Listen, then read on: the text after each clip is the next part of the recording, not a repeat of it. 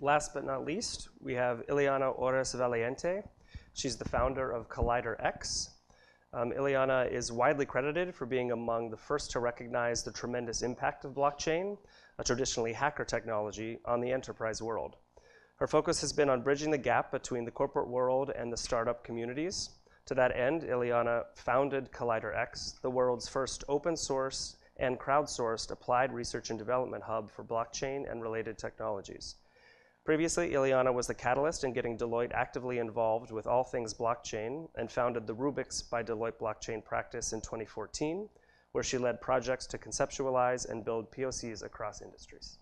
So I'm actually going to be taking a slightly different approach today. Rather than presenting a specific research finding, I wanted to take the next couple of minutes to talk about research itself, the process by which we arrive at new groundbreaking conclusions, whether it be done in university settings, whether it be done in industry, or whether it be done in the open source community. So what a more appropriate place to talk about this than inside of UC Berkeley. So who am I? Why am I here today? And why am I talking to you about research, considering that I am not a computer scientist and I do not write code? I'm actually a chartered accountant, a recovering chartered accountant. And I fell down the Bitcoin rabbit hole back in 2012, when most people thought I was crazy, and I thought I was going crazy myself. And I wasn't sure what the future of this whole Bitcoin thing was going to be, but had an inkling that maybe this was going to become impactful for the financial services industry. So that led down a path of learning and getting more engaged with the community. By 2014, it became more abundantly clear that this technology was going to capture the interest and attention of corporations, large and small, across industries. So that led me to co-found Rubix by Deloitte. And we worked with clients across industries in building out a number of proof of concepts and getting them to pilot readiness stages and helping with the strategic consulting piece of the puzzle. But by 2017, it's very clear to say that this technology is here to stay, but there's still this question of how do we go out of what one industry insider called POC purgatory and into production. And there's still a lot that needs to happen given this nascent technology for us to get to that stage. But one of the core components is going to be technical research and development. That's not specific to any one platform implementation, that's not specific to any one blockchain use case. So during my time in the consulting world, I had a tech team and they worked on all these different projects. And during the course of their work, they would come up with questions. Some questions were specifically related to the client engagements we were on, and others were more generic, more theoretical, hypothetical in nature. And inevitably, we parked those because that wasn't part of our core business process, and we'd revisit them as soon as there was more time. But over the course of the past couple of years, it's dawned on me that perhaps that's not the most effective way for research and development to occur in organizations where that is not the sole core focus. Because at the end of the day, there are only 24 hours, and although our core focus was consulting, the research topics were interesting enough that our researchers were staying up until the wee hours of the morning and trying to juggle two things. So the question became, how do we do research and development in a more meaningful, sustainable manner? And that's not a question that was specific to our organization. That is a question that most corporations face, as it takes time, energy, and money to set up core research and development capabilities. And sometimes the question is asked, where do we even hire these researchers? Aren't they sitting inside of an academic institution, or are they not perhaps running their own blockchain startup? Or maybe they're millionaires because they invested in Bitcoin back in 2008, 2009. So R&D is hard to do in a corporate setting. So you look then at the startups and you ask, maybe this research is happening there. But the reality is that most startups are VC-backed and are relentlessly focused on product and getting product market fit all tested out. Doing research and development becomes a luxury for those who are very, very well funded, and also recognizing that there are only 24 hours in the day. So then you ask the question, well, maybe all of this really cool core technical research is happening in universities or academic institutions. After all, that would be the natural place to look. But because blockchain wasn't born in an academic lab, it's taking some time for the researchers to wrap their hands around this topic and to get the funding, because many of the organizations that they approach for funding are still at the stage where they're asking the question, what is blockchain? And you want me to give you money to do research on what? For why? And it's valuable because of blank.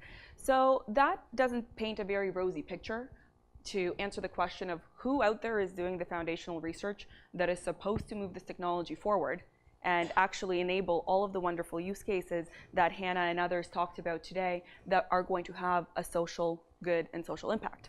So that was really the inspiration behind building out ColliderX, following the ethos of the blockchain community to build an open source, crowdsourced, and crowd-funded research and development hub for core technical topics in blockchain and adjacent technologies, such as artificial intelligence, machine learning, with a sprinkling of IoT questions as presented by one of my fellow panelists, and augmented reality.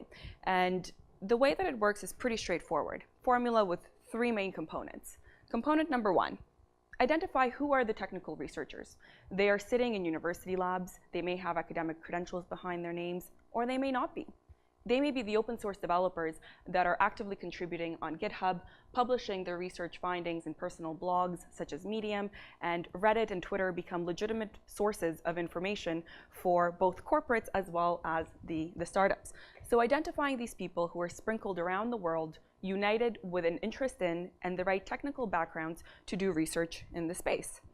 Part 2 is finding a community of backers who are interested in supporting a new model for funding research and development, because let's admit it, R&D is not a fun, glittery topic that yields a return on investment in 6 months or in a year, which is often the time horizon that people would like to see something occur in.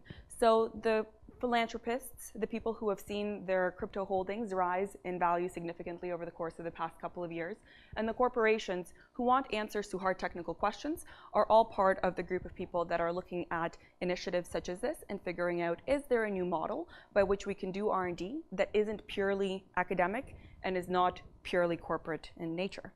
And the third piece is identifying research topics.